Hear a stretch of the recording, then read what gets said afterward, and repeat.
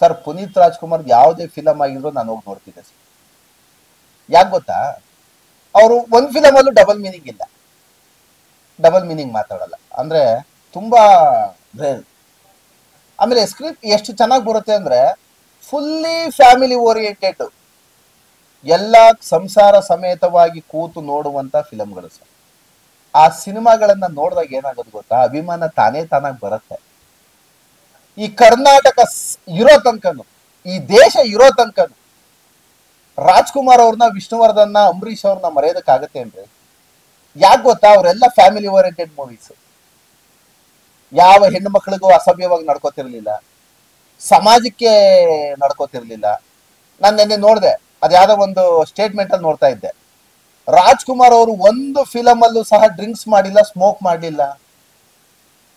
ನನಗೆ ಗಾಬರಿ ಆಗೋಯ್ತು. ಹೌದಪ್ಪ, ನಾನು ಎಲ್ಲಾ ಫಿಲಮು ನೋಡಿದ್ದೀನಿ, ಯಾವ ಫಿಲಮ್ ಅಲ್ಲೂ ಸಿಗರೇಟ್ ಮುಟ್ಟೇ ಇಲ್ಲ ಅವರು. ಅದೇನೋ ಒಂದು ಇದು ಆವಾಗಿನ ಕಾಲದಲ್ಲಿ ಅದೇನೋ ಒಂದು ಬಾಯಿ ಇಟ್ಕೋತಾರಲ್ಲ, ಅದೇನೋ ಒಂದು ನೋಡಿದ್ದೆ ನಾನು. ಏನಂತಾರ ಅದಕ್ಕೆ, ಏನೋ ಒಂದಂತ ಭಂಗಿ ಮಾತ್ರ ಒಂದು ಸೇರ್ತಾರ, ಅದು ಆ ಒಂದು ಪಾತ್ರಕ್ಕೆ ಸಂದರ್ಭದಲ್ಲಿ ಬರುತ್ತಷ್ಟೇ. ಅವರು ಡ್ರಿಂಕ್ಸ್ ಮಾಡಿದ್ರೆ ನಾನು ನೋಡ್ಲೇ ಇಲ್ಲ.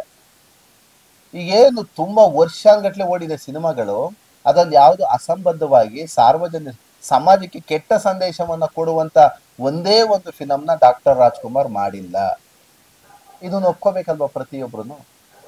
ಯಾಕೆ ನಮ್ಮಲ್ಲಿ ಅಭಿಮಾನ ಅನ್ನೋದು ಏನಾಗುತ್ತೆ ಗೊತ್ತಾ, ಇದರಿಂದಾನೇ ಬರುವಂತದ್ದು. ನಾನು ಕೂಡ ರಾಜ್ಕುಮಾರ್ ಅಭಿಮಾನಿ. ರಾಜ್ಕುಮಾರ್ ಅವರು ಕಸ್ತೂರಿ ನಿವಾಸ ಒಂದು ಇದು ಮಾಡ್ತಾರೆ ಅಂದ್ರೆ ನಾನು ಸತ್ರುನು ಯಾರ ಹತ್ರನು ₹1 ಕೇಳಬಾರ್ದು ಅಂತ ನನ್ನ ಮನ್ಸಲ್ಲಿ ಡಿಸೈಡ್ ಆಗುತ್ತೆ. ಬಂಗಾರದ ಮನುಷ್ಯ ಒಂದು ಫಿಲಂ ನೋಡಿದ್ರೆ ಯಾವನ್ನ ಹತ್ರನು ನಾವು ಭಿಕ್ಷೆ ಬಿಡಬಾರ್ದು, ನಾನು ದುಡ್ಡು ತಿನ್ಬೇಕು. ರೈತ ಆದ್ರೂ ಅಷ್ಟೇ, ಇವನಾದ್ರೂ ಅಷ್ಟೇ. ಒಂದು ಒಳ್ಳೆ ಸ್ವಾಭಿಮಾನವನ್ನ ಬೆಳೆಸ್ಕೊಡುವಂಥದ್ದು ಬಂಗಾರದ ಮನುಷ್ಯ ಸಿನಿಮಾ. ಎಂತೆಂತ ಸಿನಿಮಾ ಇದೆ ಗೊತ್ತಾ. ಆ ಸಿನಿಮಾಗಳನ್ನ ನೋಡಿದಾಗ ಏನಾಗುತ್ತೆ, ನಾವು ಆಟೋಮೆಟಿಕಲಿ ಅಭಿಮಾನವನ್ನ ಕೊಡ್ಲೇಬೇಕಾಗತ್ತೆ. ಯಾಕೆಂದ್ರೆ ಅಂತ ಕಂಟೆಂಟ್ ಗಳನ್ನ ಕೊಡ್ತೀವಿ.